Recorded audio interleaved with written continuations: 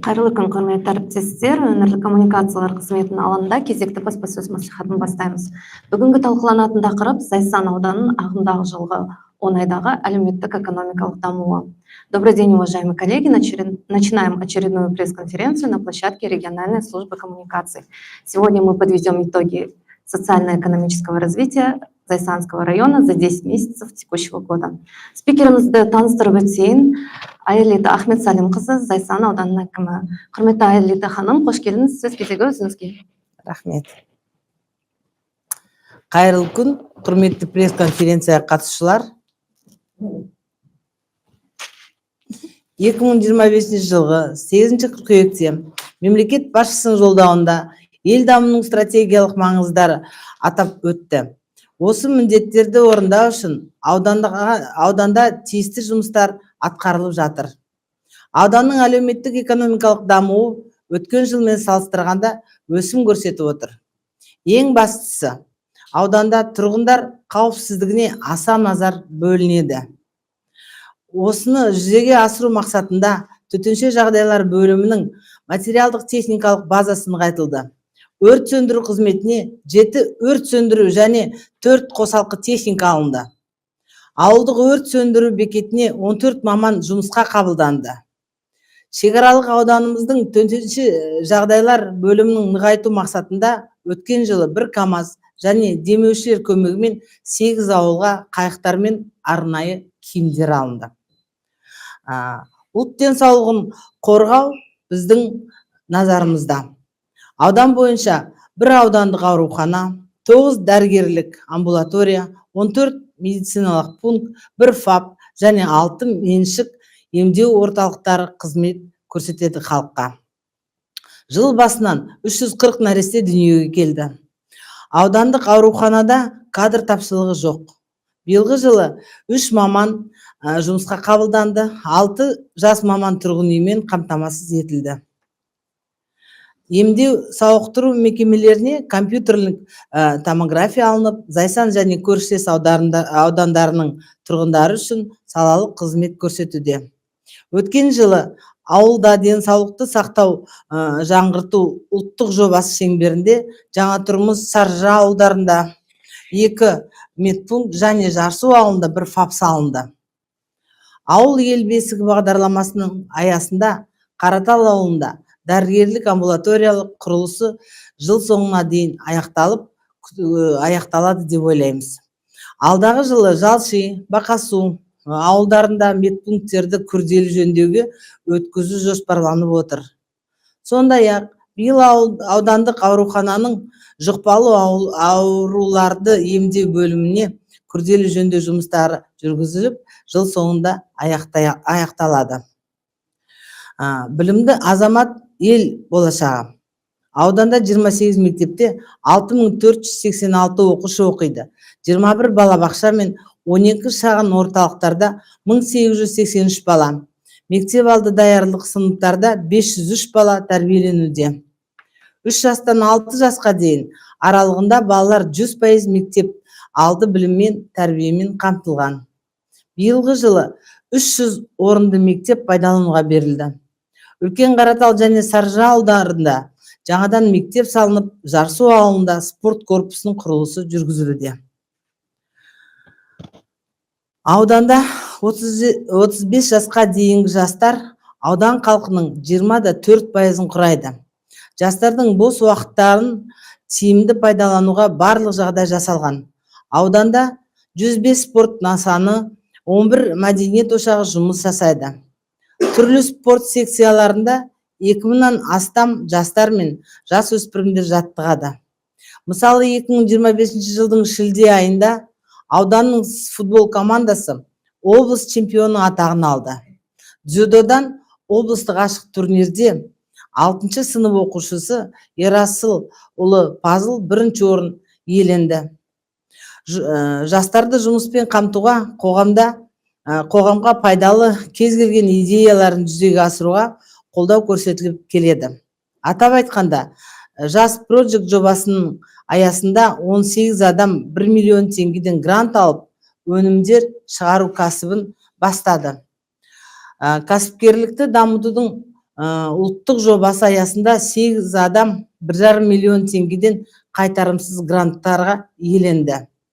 Бастау бизнес жобасы аясында 29 адам кәсіпкерлік негіздеріне оқудан өтті. 309 адам тұрақты жұмысқа орналасты. Таза Қазақстан жалпы ұлттық жобасы нәтижелі жүзеге асырылуда.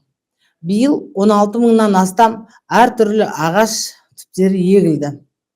Әр бейсенбі сайын жүйелі түрде таза бейсенбі акциясы өтеді. Жұмысшы мамандар жылына орай аудандағы технология колледжі өзінің 80 жылдық мерейтойын атап өтті.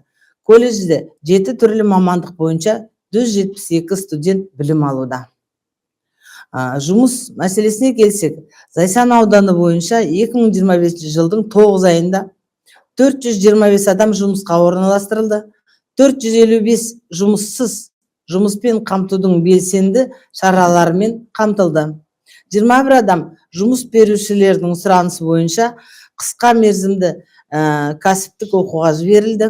136 жұмыссыз ұлттық жобалар аясында жұмысқа тартылды.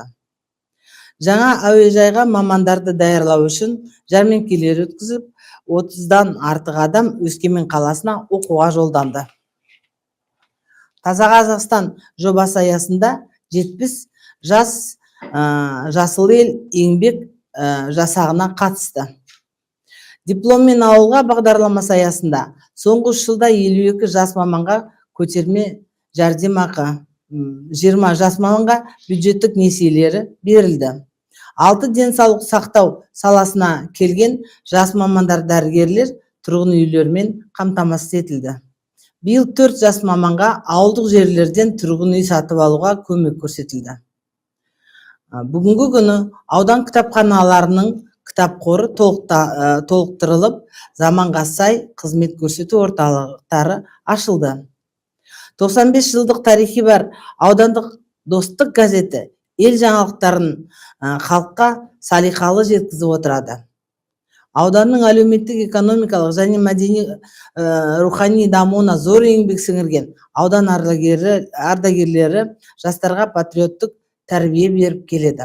Аудан әкімдігі алдағы уақытта да қоғамдық ұйымдармен, аудандық мәслихат депутаттарымен, қоғам белсенділерімен береке бірлікте жұмыс атқарады. Цифрландыру барысы. Мемлекет басшысы алдағы 3 жылда толық цифрландыру жүйесіне көшу тапсырды. Осыған орай интернет жылдамдығын жоғарылату үшін өткен жылы 3 ауылда шілікті жалшы жаңа тұрмыс ауылдарында АМС салынды. Ол АМСтар, бір АМСіміз Жалшы ауылында қазір осы бір жұманың ішінде іске қосылады. Жаңа тұрмыс ауылымен тағы бір АМСіміз осы жылдың аяғына дейін іске қосылады. Білім беру ұйымдарында 16 мектеп Starlink желісіне қосылған. Зайсан көпсалалы коммуналдық мекемесіне су пайдаланушылар туралы деректерді өңдеуге арналған цифрлық бағдарлама орнатылды. Сондай-ақ Арна Минералс компаниясы су және сусындар өндіру саласында өндірісін кеңейту бағытында құны 2 миллиард теңгелік роботпен басқарылатын жабдықтарды орнатты. Ауыл шаруашылығына келсек, өнімнің жалпы көлемі 24,6 миллиард теңге болып, өткен жылдан 4,5 миллиард теңгеге артық орындалды. Ауданда мал басының өсу тенденциясы сақталып отыр. Ірі қара 90 мың, қой ешкі 110 мың, жылқы 58,2 мың басқа жетіп 8,4% артты. Аудандағы Ақбай, Икеп, Жасұлан, Әмір шаруа қожалықтары асыл тұқымды ірі қара және жылқы түрлерін өсіруде. Малдардың арасында болатын жұқпалы аурулардың алдын алу мақсатында биылғы жылы Зайсан бет мекемесі 11 арнайы автокөліктермен жаңартылды. Биылғы жылы шаруалар жақсы өнім алып, мал азығының жеткілікті қорын даярлап, қыстан қысылмай шығуға барлық жағдайларын жасап алды. Зайсан ауданы суармалы егістікпен айналысатын бірде-бір аудан. Үйдене су қоймасының негізгі қуаты 75 миллион куб, ал бүгінгі апатты жағдайға байланысты 27 миллион куб су жинауға ғана болады. Қазіргі кезде үйдене су қоймасы арқылы 155 шаруа қожалығы 8,6 мың гектар жерді игеруде. Алдағы уақытта су қоймасына қайта жабдықтау жұмыстары жүргізіліп, 4 магистральды және ұзындығы 113 километр құрайтын 30 ішкі шаруашылық каналдары іске қосылса, 10 мың гектардан астам суармалы жерлер толықтай қамтамасыз етілетін болады. Бірнеше елді мекендерді сумен қамтамасыз етіп отырған кендірлік су жүйесін жаңғырту жұмыстары үкіметтің бағдарламасына енгізілді. Өткен жылы алғашқы рет егіншілік саласында тамшылатып суару технологиясын енгізіп, 3 шаруа қожалықтың қолдауын тапты. Өнеркәсіп өндірісінің көлемі 7,6 миллиард теңгені құрап, өткен жылдан 1,7 миллиард теңгеге немесе 27,4%-ға артып отыр. Ауданда келесі ірі кәсіпорындары Тарбағатай мұнай компаниясы мұнай өнімдерін өндіру және өңдеу саласында, Арна Минералс компаниясы пайдалы қазбаларды өндіру және өңдеу бағытында, Сыму Шығыс компаниясы, Зайсан құрылыс компаниясы құрылыс, жол жөндеу және инфрақұрылымдық жобаларды жүзеге асыру саласында жұмыс атқарады. Осы кәсіпорындар жергілікті тұрғындарды тұрақты жұмыспен қамтып, аудан бюджетіне салықтар түсіріп отыр. Бүгінгі күні ауданда шағын және орта кәсіпкерлік саласында 4 мыңға жуық субъектілер жұмыс істейді. Аудан халқына 300-ден артық сауда және қызмет көрсету нысандары жұмыс істейді. Бөлшек сауда айналысымының көлемі 14,2 миллиард теңгені құрайды. Ол 1,7 миллиард теңгеге немесе 13,7%-ға артты. Арна Минералс зауытының өнімдері еліміз бойынша ғана емес, шет елдерде де танымал сауда маркасына айланды. Зайсан балық компаниясы балық зауытын қайта жаңғыртып, 20-дан астам адамды тұрақты жұмыспен қамтып отыр. Зауыт күніне 5 тонна балық түрлерін өндіріп, елімізде ғана емес, алыс жақын шетелдерге де шығаруда. Құрылыс жұмыстарының көлемі 24 миллиард теңгені құрап, өткен жылдан 4,1 миллиард теңгеге немесе 25%-ға артты. 12 мың шаршы метрге жуық тұрғын үй пайдалануға берілді.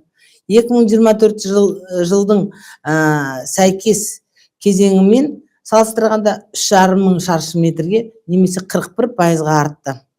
Шекаралық ауылдық жерлерде халықты тұрақтандыру үшін бір қабатты шығыс бағдарламасы жалғасын табуда.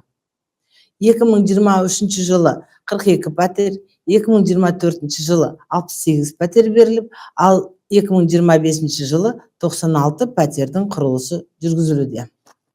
Сонымен қатар, Зайсан қаласында көп қабатты 30 пәтерлі тұрғын үй пайдалануға берілді. Осындай тағда 2 үйдің құрылысы бітіп, келесі жылы пайдалануға беріледі. Ауданымызда ауыл ел бесігі жобасы аясында Жарсу ауылы мектебінің спорт корпусы, Айнабұлақ ауылында спорт модуль, Қаратал ауылында дәрігерлік амбулатория құрылыстары жүргізілуде. Омск Майқапшағай халықаралық тас жолының аяқталуы тұрғындар үшін үлкен жеңілдік әкелді. Мемлекет басшысының туризмді жан-жақты дамыту жөніндегі тапсырмасына орай, биыл құрылысы басталған жаңа әуежайдың қазіргі кезде ұшу-қону жолағының құрылысы аяқталды. Бұл жоба арқылы туризм жаңа деңгейге көтеріліп, табиғи бай аймақтарға қолжетімділік жақсарады. Шетелдік туристер үшін тікелей рейстер ашылады деп күтілуде. Ауданымызда 6 туристік оператор, 8 туристерге қызмет ету нысандары, оның ішінде 7 қонақ үй мен 1 демалыс базасы бар. Жалпы нөмірлік қоры 120, люкс санатындағы 22 номер, жалпы 355 төсек орындық қонақ үйлер қызмет көрсетеді. Майқапшағай кеден бекетінен Зайсан қаласының автовокзалына дейін күніне 2 бағытта 6 рейс қатынайды. туристердің саны күніне 1200 адамға дейін жетеді. Туризмді қамту бағытында жеке инвесторлармен жаңа жобалар іске асырылуда. Бөлшек сауда айналымының көлемі 13,9 миллиард теңгені құрайды. 1,4 миллиард теңгеге немесе 11,5%-ға артты. Ауыл аманаты бағдарламасы аясында 2023-2025 жылдар аралығында 43 жоба іске асып, жалпы сомасы 292,1 миллион теңгеге несие қаражаты игерілді. Жолаушы тасымалдау саласына келетін болсақ, Зайсан ауданының аумағы бойынша 460 шақырым жол өтеді. Оның ішінде 168 шақырымы республикалық, 81 шақырымы облыстық, 211 шақырымы аудандық маңыздары бар жолдар. Ағымдағы жылы Біржан, Сартерек ауылдарында 172 миллион теңгеге 4,1 шақырым көшелерін орташа жөндеу жұмыстары аяқталды. Зайсан жаңа тұрмыс Шүршітсу 12 шақырым, оның ішінде 4 шақырымы ендігі жылға қалды. Біржан Ағарал 12 шақырым, ауданның маңызы бар автожолдарында Дайыр ауылының Абай көшесіне 1,2 шақырым, жиыны 475,7 миллион теңгеге 25,2 шақырым орташа жөндеу жұмыстары жүргізілуде. Зайсан, Шілікті, Қаратал, Айнаулақ, Қайнар-2, Дайыр, Қараулақ көшелері ағымды жөндеуден өтті, қиыршық тас төгілді. Биылғы жылы Зайсан көпсалалы коммуналдық мекемесіне 210 миллион теңгеге ауданның коммуналдық қызметін жақсарту үшін аса қажетті 7 техника сатып алынды. Бұл жаңа техникалар кез келген апаттарды қалпына келтіруді зор көмек көрсетеді. Ауданның 2025 жылға арналған өз кірісінің болжамы 3 миллион 443,4 миллиард теңге. 10 айда 3 миллион 111 миллиард теңгесі орындалып, өткен жылдың сәйкес мерзімінен салыстырғанда 707,2 миллион теңгеге немесе 29,4%-ға артты. Инвестициялы тартымдылық жылдан жылға артып келеді. Негізгі капиталға инвестициялар көлемі 38,7 миллиард теңге болып, 2024 жыл 26,4 миллиард, 12 миллиард теңге немесе 46,5%-ға артты. Назарларыңызға рахмет. Сұрақтарыңыз болса? Айлет ханым, сізге рахмет. Коллеги, переходим к сессии вопросов. Әріптестер, екінші бөлімге көшеміз. Регламентті ескерте кетейін. Әр журналист тақырып аясында 2 сұрақ қоя алады. Для коллег, участвующих в прямом эфире, такие же условия. Все вопросы будут озвучены. Бұқара? Екі сұрағым бар сізге. Біріншісі Сарыбұлақ кен орнында газ қоры небәрі 7 жылға дейін жетеді деген айтылды. Ал газға әлі қосылмаған 8 ауыл бар екен орында. Осы жағдайды ескере отырып, ауданның барлық елді мекенін газбен толық қамтуға нақты қандай мерзім қойып отырсыздар? Екінші сұрақ, аудан аумағында браконьерлерге күрес қалай жүргізіліп келеді? Жыл басында ылғалы заңсыз балық аулаудың қанша фактісі тіркелді? Осы екі сұраққа жауап берсеңіз. Рахмет. Ол бәріміздің де жолымызды ауыртып тұрған өте бір қиын мәселе. Қиын болғанда бәрімізде осы мәселеге өте үлкен көңіл бөліп отырмыз. 8 елді мекеннің Сартерек, Дайыр, Бақасу, Саржа, Жарсу, Біржан, Қуаныш, Көкжыра тұрғындары үшін осы газдандыру өте үлкен бір мәселе. Бүгінгі таңда Икарстрой компаниясы жүргізген жобалық сметалық құжаттаманы түзету жұмыстары толық аяқталды. Енді мемлекеттік сараптамаға кіреді. Бүгінгі күні осы жылдың аяғына дейін сараптамасы бітсе, ендігі жылға ақша сұраймыз. Негізі сол. Екінші сұрағымыз браконьерлерге. Негізі Зайсан ауданында браконьерлер өте аз деп санаймыз. Бірде-бір ешқандай адам ұсталған жоқ осы 25 жылдың осы аясында. Осы таудың бәрінде негізі фотоловушкалар құрылған, полиция қызметкерлері жақсы жұмыстар істеп жатыр. Оперативный отряд дегеніміз бар, оператор Өскеменнен келіп жұмысын істеп жатыр. Одан басқа да қызыл кітап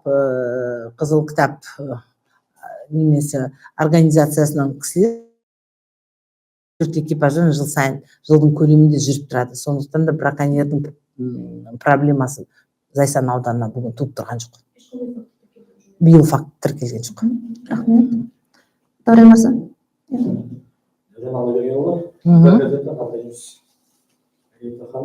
Қыс түссе көмірден бас ауыртатын жағдайымыз бар. Бұл мәселе өзінде көмір шығатын, сіз басқарып отырған ауданда қалай шешіліп жатыр? Бір мәселе, сұрақ. Екінші, сәтіна келесі көктемде, мамыр айында халықаралық әуежай алғашқы рейс қабылдай бастайды деген жағымды бір жаңалық бар.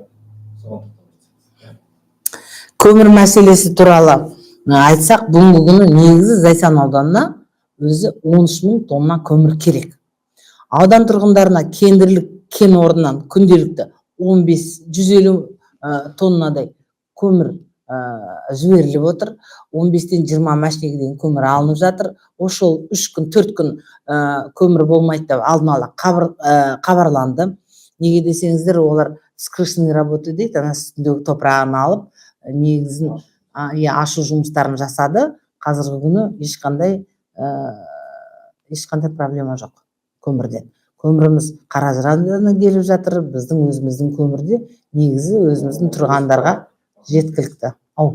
Баға мәселесінде ешқандай? Баға мәселесінде жүргізушілермен сөйлесіп отырып, ол кісілер енді сол 30.000-нан 32.000-нан артық көтермейміз деген келісім бар.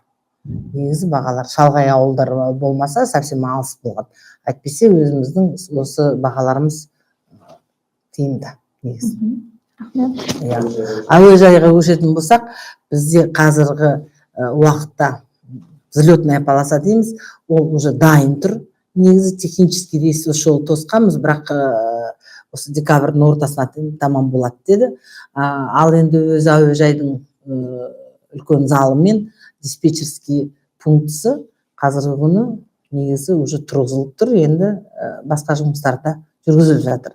Ендігі 2026 жылдың мамыр айында бітіреміз деген алдымызда мақсатымыз бар. Рахмет. Ол міндетті түрде, оған әдейі 2 автобус ба 3 автобус қарастырылған. Әдейі әуежайдың автобустары өздері келіп, сол автостанциядан бекен орталықтан бір жерден алып кетеді. Оның бәрі қазіргі күні жұмыстары бітіріліп жатыр.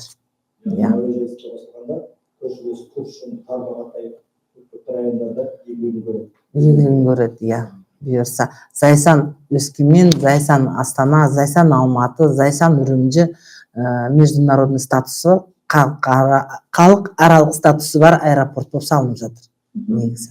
Рахмет. Бәрімізге де өте жақсы болады. Туризмде дамиды сол кезде. Қасымызда көліміз тұр, тура аэропорттың қасында. Одан да басқа тауымыз да бар. Білесіздер, Зайсан ауданы өте тамаша аудан. Бізде енді 7 географиялық зона бар. Сондықтан бізге қазірдің өзінде келушілер өте көп. Рахмет. Келесі сұраққа көшейік. Ләззат ханым.